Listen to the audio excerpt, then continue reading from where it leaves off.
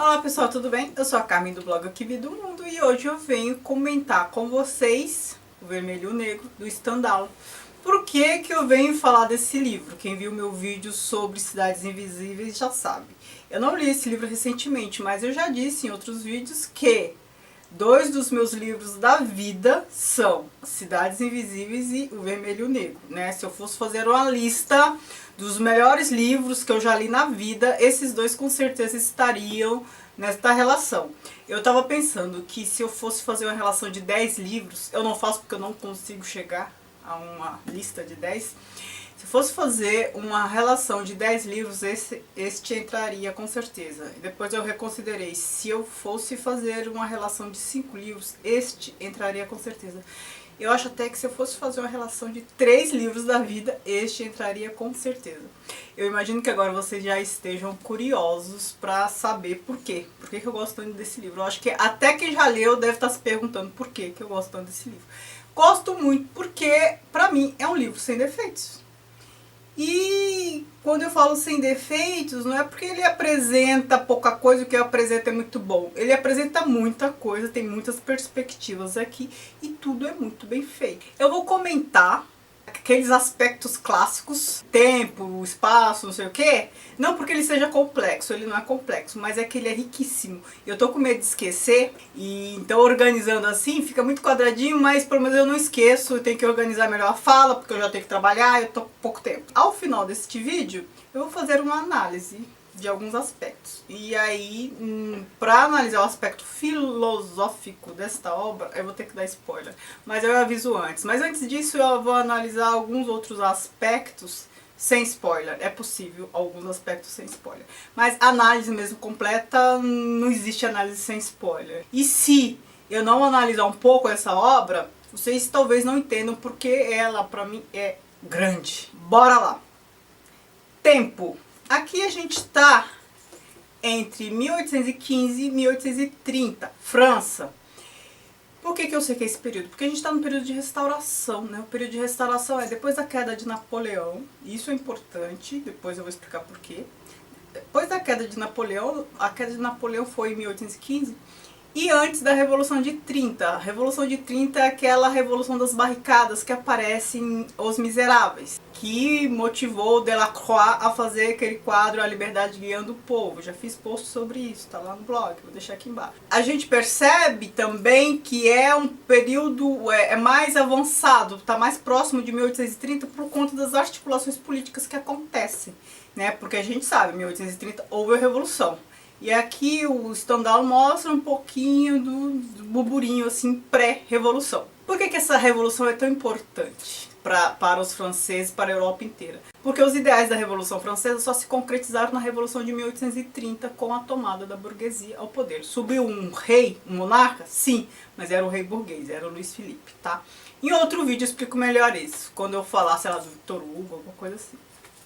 E a gente percebe então que aqui deve estar entre 1825 e 1830. Antes de 1830, Carlos X era o rei da França nesse período.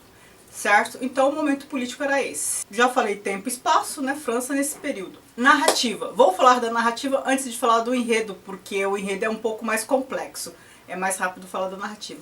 É muito bem escrito. Stendhal, ele escreve de maneira muito fluida, muito indutiva, vai induzindo, conduzindo o leitor. Para mim, bom escritor é isso. Não importa o texto que escreva, mas faz aquele encadeamento que prende o leitor. E ele faz isso, ele escreve muito bem. Ele tem uma narrativa muito gostosa. Enredo. Aqui a gente tem a figura do Julien Sorel, que é uma das melhores personagens da literatura mundial. Depois, quando eu falar de personagem, eu vou falar dele. Julien Sorel é um jovem de 19 anos, filho de carpinteiro, ele tem irmãos carpinteiros, só que ele não segue essa vida, ele é estudioso, ele gosta dos livros, os irmãos ficam lá na carpintaria, um trabalho pesado, o pai também, e ele não, ele fica lendo. E ele vira saco de pancada, por quê? Porque ninguém aceita, nem o pai nem os irmãos aceitam uma criatura que se metida, assim, né? Uma criatura que se acha superior. E ele não se identifica com essas tarefas. Ele aprendeu latim, ele aprendeu muita coisa com os padres, em especial o cura, que eu não vou lembrar o nome. Este cura, amigo dele, vendo essa situação dele de espancamento, eu tenho a impressão que os melhores personagens são pessoas fora do lugar, né? Tô chegando a essa conclusão. Julian Sorrell tá lá fora do lugar, sendo um saco de pancada, ainda mais que ele é bonitinho, todo jeitosinho, né? Não tem uma aparência rústica, assim. E aí sofre mais ainda. Aí o padre, o cura, propõe a ele ser preceptor dos filhos do prefeito. A gente tá numa cidadezinha aqui muito pequena, de uma região, eu esqueci o nome da cidade, Verrières, sei lá, alguma coisa assim. Uma região ali de Grenoble, ali perto da Suíça, né? Tá bem fora, assim, de foco, não é Paris, não é nada, tá lá embaixo, assim, na França. Cidade do interior. E ele acaba sendo preceptor dos filhos do prefeito. Ele sempre impressiona porque ele tem muito conhecimento, é estudioso e tal. Ele ensina, gosta das crianças, tudo. Chegando lá, ele tem acesso à biblioteca do prefeito. E lá ele aprende mais um monte de coisa. Antes ele só tinha contato com os livros, né, da igreja e tal. Ali ele aprende um monte de coisa. Ele aprende a idolatrar Napoleão Bonaparte. E por que ele idolatra Napoleão Bonaparte? Porque é o ídolo dele, porque é a pessoa na qual ele se espelha. Porque o Napoleão Bonaparte é o maior self-made man da história, se vocês pensarem. O cara lá da Córcega, que nem francês falava italiano, aprendeu francês depois de adulto, tal, vai oficial, tal, e se torna imperador, né? A França começa a querer dominar o mundo. E ele toma conhecimento, ele começa a venerar Napoleão. Só que ele não pode explicitar essa adoração dele para o Napoleão, né? O Napoleão já teve sua queda, está no período de restauração, monarquia de volta ao poder, ele tem que se calar. O mais importante dessa passagem do livro é que ele se apaixona pela mulher do prefeito, a senhora de Renal. O prefeito é prefeito, né? Ausente sempre. Eles se apaixonam perdidamente. Ele com 19 anos, ela uns 30, por aí, não sei. Eles se apaixonam e eles acabam tendo um caso. E o Julian, ele é daquele tipo bonitinho, com conhecimento, intelectualizado, ele acaba despertando outras paixões, inclusive da empregada Elisa, que é, né, preterida. Ele gosta da senhora de Renata, tem um caso com ela. E aí, essa empregada acaba contando o caso que eles têm, primeiro para a cidade, depois uma carta anônima para o prefeito. Ele se mete em rascada, ele tem que fugir de lá. De novo, o padre, o cura, o ajuda a fugir e manda ele para um seminário em Besançon, né, uma outra cidade. E nesse seminário, ele de novo, com esse tipo dele, com esse perfil, ele é saco de pancada, porque ele é todo orgulhosinho também, né? Ele quer subir na vida. O Julian é isso, uma pessoa que quer subir na vida. Subir como? Ele é mal nascido, por meio do conhecimento. Ele é daquele tipo que incomoda. Ele incomoda pela aparência, porque é bonitinho, e as mulheres gostam dele. Ele incomoda porque tem conhecimento. E lá tem a figura do abade, que eu não vou lembrar o nome mais. E este abade, ele é jansenista. É uma dissidência do cristianismo. Os jansenistas, eles foram considerados hereges, então assim, eles têm um embate ali com a Igreja Católica. E num momento lá crítico, o abade também começa a sofrer perseguição. O tira de lá, também ajuda. Novamente, ele é ajudado por uma figura religiosa. Aliás, as salvações dele são as figuras religiosas, né, até agora. Esse abade o ajuda a ser secretário de um nobre, o Monsieur de la Mole, em Paris. Percebam que ele sai da cidadezinha, vai para Besançon, que já é uma cidade maior, depois vai para Paris. Secretário de um aristocrata. Né? O cara tem um papel político lá bem importante. E ele vai, também fica deslumbrado com a biblioteca e tal. Sempre com aquele orgulho, ele acha os outros bem endinheirados, imbecis. É como essa birra que a gente tem de burguês hoje. A gente, tô falando de mim, de alguns, né? Muita gente assim, bem nascida e endinheirada que não oferece muito. É mais ou menos isso. Este senhor de la Mole tem a filha Mathilde. Uma moça muito orgulhosa, ela é assim a mais cobiçada, todos querem se casar com ela, só que ela não se interessa por nenhum deles, ela acha que todos são iguais e desinteressantes. E o Julian, acaba se apaixonando por ela. E ela também acaba, assim, gostando dele, mas ele, né, não tem origem, ele é um vira-lata praticamente. Então ela fica naquele joguinho com ele. Ela gosta, mas também não quer ceder e tal. Aí a gente tem um exemplar de uma coisa que a gente não vê muito em literatura, eu pelo menos não vi, que é o romance de negaceio. Quando um quer, o outro não quer. E esse que não quer fica firme em não querer. E faz com que o outro que quer continue querendo até se cansar e não querer mais. Aí quando ele não quer mais, o outro passa a querer. E aí se fica firme em não querer, esse fica querendo mais. Depois troca. É assim. Ela gosta dele porque ele é diferente. Ele é pobre e tudo, mas ele tem consistência. E o Julian, ali naquele contexto todo, ele vê que os nobres que cercam ele são todas pessoas vazias, ele se sabe superior em conhecimento a todos eles.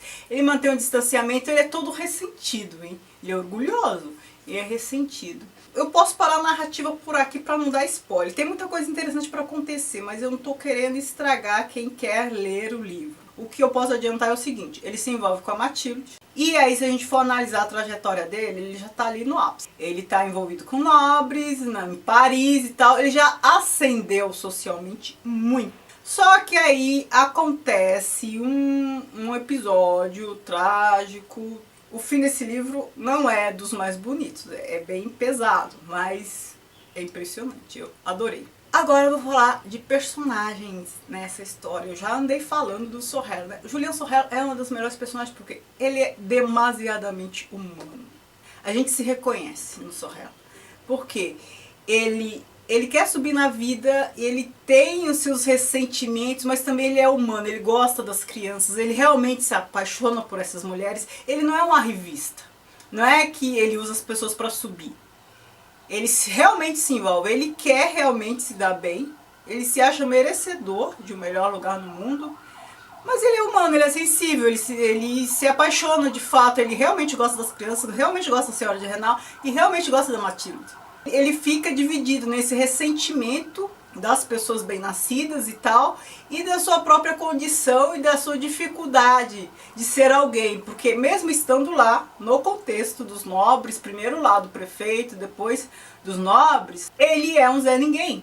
Então percebam que ele, de origem humilde, ele passa pela igreja, por dissidência da igreja católica, por nobres, por tudo, mas ele ainda assim é um João Ninguém. Então, ele tem todos os requisitos morais para estar bem colocado, mas ele não é bem nascido. É como se fosse um estigma, a pobreza fosse um estigma. E a Matilde fala, tem uma passagem muito importante que ela fala para ele, que ele nunca vai ser considerado um igual. Mesmo estando lá, mesmo tendo qualidades, porque ele nasceu lá no lugar em que nasceu, né? A condição dele já está dada. Ele não vai conseguir superar isso nunca. Ele pode evoluir, pode ter dinheiro, mas nunca vai ser considerado igual. Então, Julian Sorel é incrível por conta disso, a gente se reconhece nele.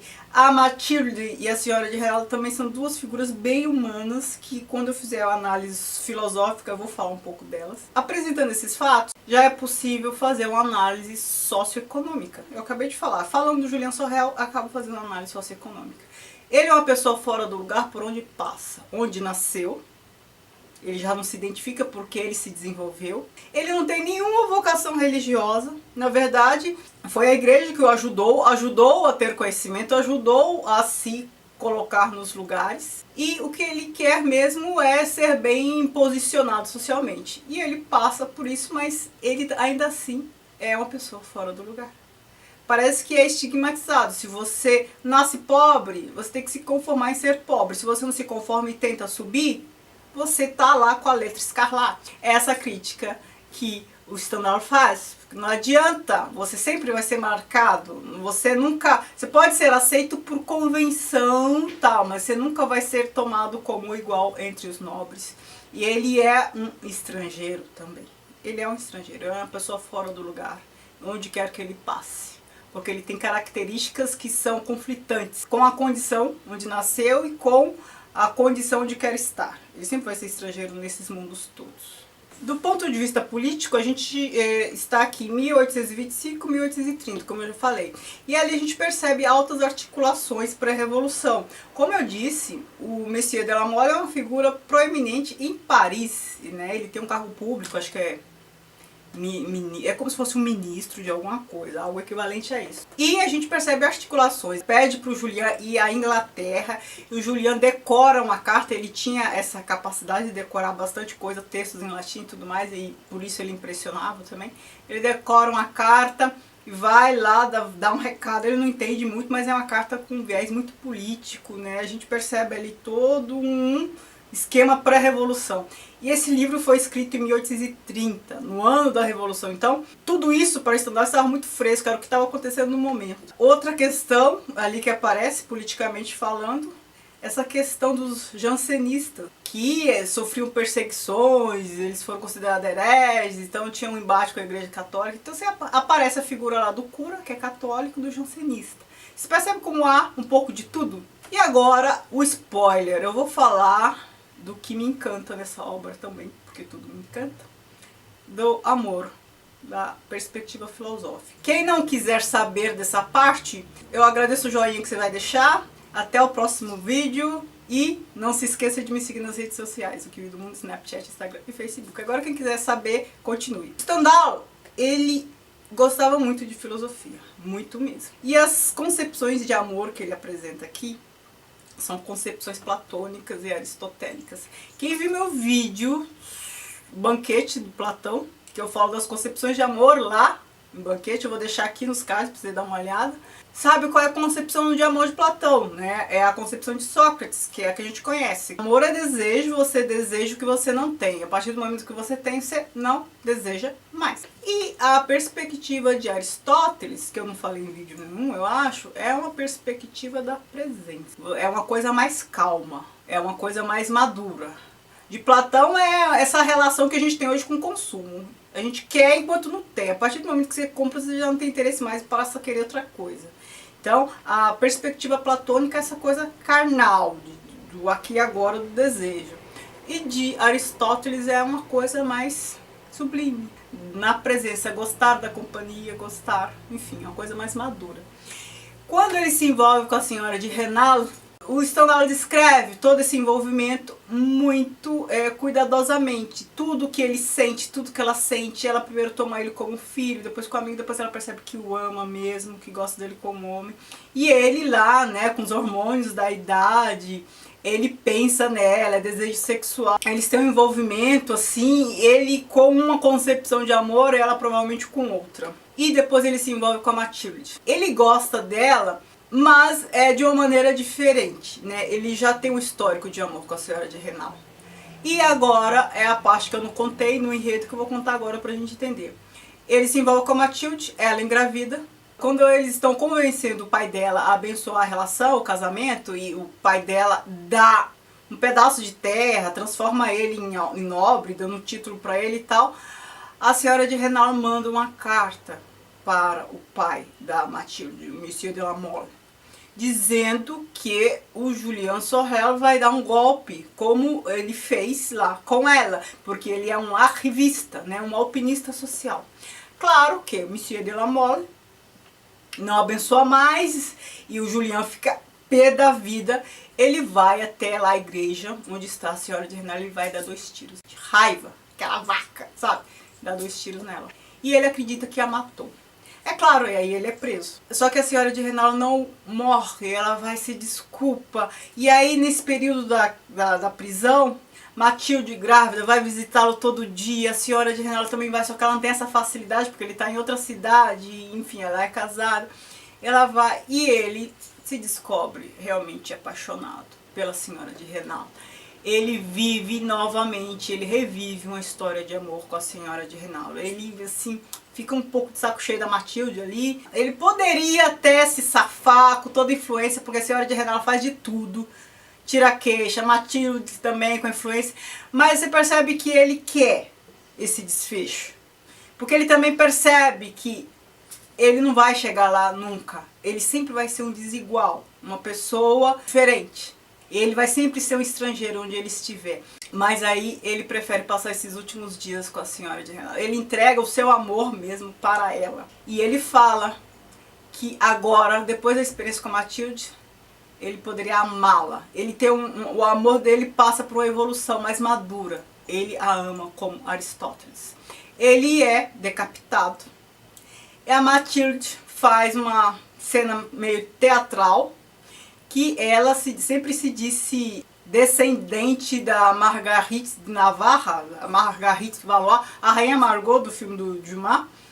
E na Rainha Margot, quem viu o filme sabe, no fim, a amante dela é decapitado, ela pega a cabeça e fica com a cabeça dele.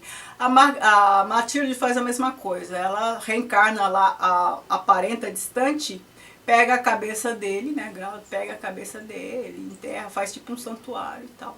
Logo depois que o Julian morre, a senhora de Rênal, ela também morre de tristeza, 3 dias depois. Morre de querer morrer, porque pra ela a vida perdeu sentido.